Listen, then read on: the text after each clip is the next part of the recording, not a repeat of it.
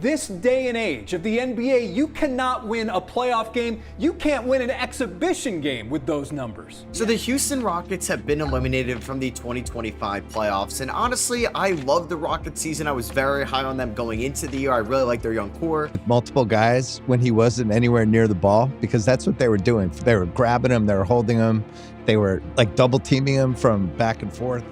The Houston Rockets' season is officially in the books. And now comes the real fun. This isn't just another offseason. This could be the most important summer in franchise history. Why? Because they're ready. They've done the hard part. They've gone through the pain of a full rebuild, trading James Harden, stockpiling draft picks, investing in development, sitting through years of losing, and finally, the payoff is in sight. The Rockets now have one of the most promising young cores in the NBA. They've got depth, defense, versatility, and upside. But what they don't have is a star. A true number one option, a closer. Someone who can go get you a bucket with the game on the line or tilt a playoff series by simply being that guy. That's the missing piece. And the entire goal of this offseason will be finding a way to get one. Now, for once, the stars are aligning literally. Multiple elite players could be available this summer. And Houston is one of the very few teams in the league that not only needs a star, but actually has the assets to go get one. So let's break it all down. Who's untouchable? Who's on the block? And what kind of packages it would take to land someone like Kevin Durant, Devin Booker, or even Giannis Antetokounmpo. But first, we've got to talk about the current roster. Because before you make a move, you have to know who you really want to keep around when you get to contention level. And this year proved a lot. The Rockets weren't just better, they were legit. Second best record in the West, one of the top defenses in the league, and a physical, athletic identity that teams hated playing against. This team played hard, they defended, and they got out in transition.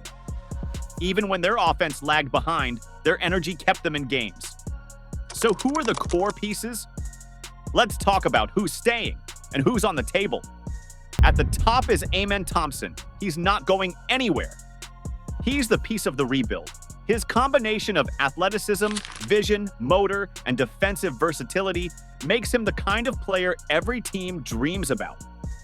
He's not a star yet, but his ceiling is sky high. With even a modest improvement in his jumper, he becomes one of the most complete young guards in the league. He fits with any star. He doesn't need the ball, but can handle it. He can guard multiple positions, push the pace, and make plays for others. And he's just 21. No matter what player becomes available this summer, expect the Rockets to do everything they can to keep Amen out of the deal. Next is Alperen Sengun. His rise this season was one of the biggest surprises in the league. Offensively, he's already one of the most creative big men in the NBA. A throwback post presence with modern passing instincts and a soft touch. He can operate as a hub, run dribble handoffs, punish mismatches, and make plays from the elbow. Yes, there are defensive questions, but Houston has built a strong enough defensive framework to cover for his weaknesses. He's young, he's productive, and his game is rare. Unless a truly elite player becomes available, they'll likely fight to keep him. Then you've got your glue guys. Tari Eason and Jabari Smith Jr. Both are long, switchable forwards who don't need plays called for them, but will crash the glass, guard the best player on the floor, and hit open threes. These are the kinds of players stars want to play with. Jabari is still growing into his role. His shot is coming along, and he's improved his feel for the game. Tari is a chaos engine on defense and a nightmare in transition. The Rockets don't want to lose either one. But beyond that core four, pretty much everything is on the table. Fred VanVleet has a massive team option at $44 million. Houston could pick it up to use his salary in a trade, or they could decline it and re-sign him to a more tradable deal. Same goes for Dylan Brooks. Valuable on defense, but ultimately expendable if it means landing a star. And then there's Jalen Green. This is where things get real. Green was once seen as the future of the franchise, but it just hasn't materialized. He's wildly athletic and can get hot in a hurry. But he hasn't developed the playmaking or shot selection to take the next step. In a lot of ways, he's now the position they need to upgrade. And because of his age or an upside and contract, he still has trade value. If a major star is coming in, odds are Jalen Green is going out. Then you've got Cam Whitmore, Reed Shepherd, and a treasure chest of picks. Cam is a powerful wing scorer with upside. Shepherd is a rookie with shooting, touch, and feel. But neither is safe if a deal is on the table for a top 15 player. Houston also controls multiple Phoenix picks, some Brooklyn picks, and their own, meaning they can outbid almost anyone without touching their top 4 young players. Now let's talk about the names they could target. Kevin Durant KD is the most commonly linked star to Houston. And there's logic behind it. First, the fit. The Rockets need a late-game scorer, a perimeter star who can generate quality shots on his own. Durant is that guy.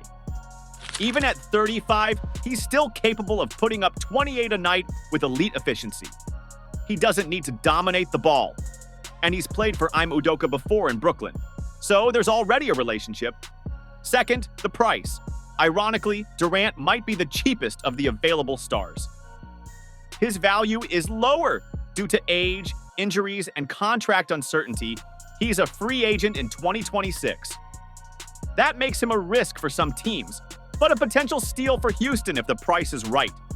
A trade package could be as simple as Jalen Green plus Dylan Brooks plus Phoenix's 2027 pick.